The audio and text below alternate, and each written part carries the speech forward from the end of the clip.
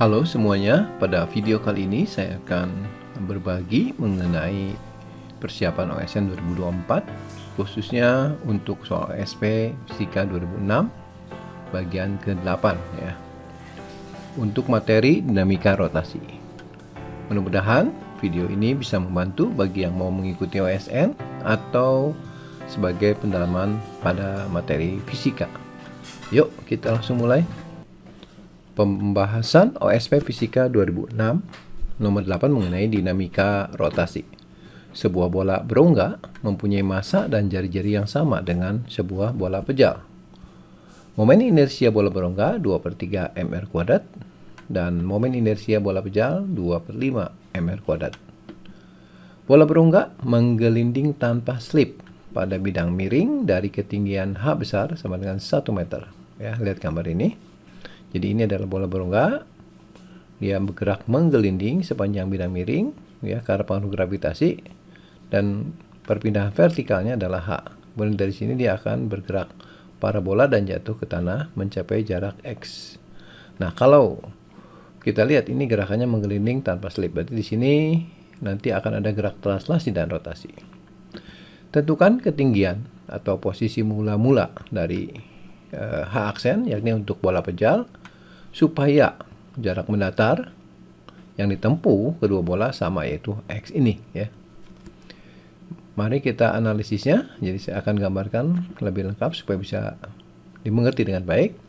Jadi gerakan ketika bergerak dari A ke C itu adalah gerak menggelinding, yaitu gerak translasi dan rotasi.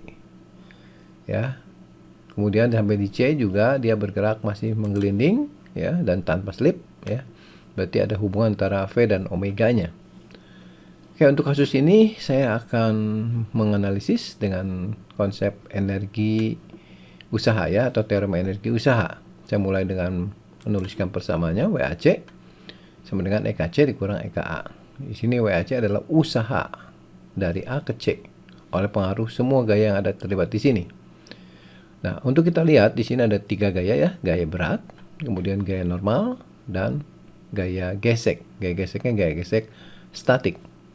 Nah, jadi gaya berat ada usaha. Gaya normal tidak melakukan usaha karena gaya normal dan perpindahan selalu tegak lurus. Dan gaya gesek statik juga tidak melakukan usaha karena dia hanya membuat supaya dia bisa berotasi, bukan gaya gesek kinetik ya. Nah, jadi saya bisa substitusikan usaha yang dilakukan adalah W oleh gaya berat saja. Kemudian karena gerakannya translasi dan rotasi, berarti energi kinetik di sini adalah energi kinetik translasi dan energi kinetik rotasi. Dan di titik A ini kan dilepaskan, berarti belum punya kecepatan. Jadi persamaan umumnya ini untuk kasus ini ya. Baik, kita mulai analisis untuk bola berongga. Jadi usahanya kita isi adalah usaha yang dilakukan oleh gaya berat mg, perpindahannya adalah H yang searah dengan gaya berat ya. Ini positif karena gaya berat ke bawah, perpindahan juga ke bawah. Kemudian yang ruas kanannya itu kita isi setengah MPC karena keadaan akhirnya ini ya.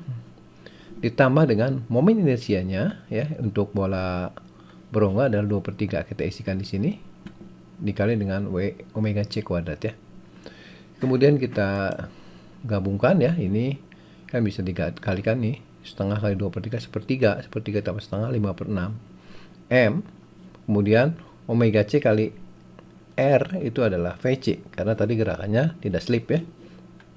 Jadi bentuk sederhananya adalah MGH sama dengan 5/6 M VC kuadrat.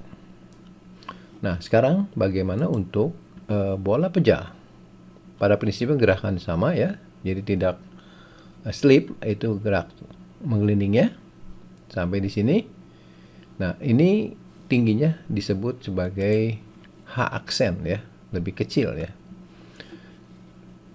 Nah, bagaimana analisis untuk bola pejal? Ya, pada prinsipnya sama dengan ini, kita isi ruas kirinya adalah usaha ya, sama berarti MGH ya. Cuma bedanya adalah di momen inersianya ya. Di sini momen inersianya untuk bola berongga tadi 2/3. Nah, untuk bola pejal itu adalah 2/5 ya, sesuai dengan data ini. Terus kemudian kita sederhanakan yang ruas kiri MGH aksen. Yang ini 2 dan 2 ini bisa dicoret, jadi setengah tambah 1/5 adalah 7/10. Demikian juga dengan omega C kali R-nya kita bisa ganti dengan VC dan kuadrat ya. Nah, di sini kita punya dua persamaan. Ya, nilai VC selalu sama. Berarti kita bisa bandingkan langsung aja. Persamaan ini dengan persamaan ini kita bagi aja supaya mengeliminasi ruas kanannya ya, konstantanya ya. Sehingga bisa kita dapatkan H dibagi H aksen ya. Ini kan ruas kirinya MG-nya sama ya. Tinggal 5/6 dibagi 7/10 atau 5/6 kali 10/7. Jadi 50/42. Dan kalau kita menghitung H aksen ya, berarti kali silang jadi 42/50H atau 0,84 H. Dan nilai H ini tadi sudah kita dapatkan di sini 1 meter. Sehingga H aksennya kita dapatkan adalah 0,84 meter. Demikianlah pembahasan OSP Fisika 2006 bagian ke-8 mengenai dinamika rotasi ini. Nantikan ya video pembahasan selanjutnya untuk seri OSN Fisika. Jangan lupa ya untuk juga subscribe, share, dan komen. Dan pastikan nyalakan notifikasi supaya tidak ketinggalan untuk video terbaru lainnya. Sampai di sini, sekian dan terima kasih.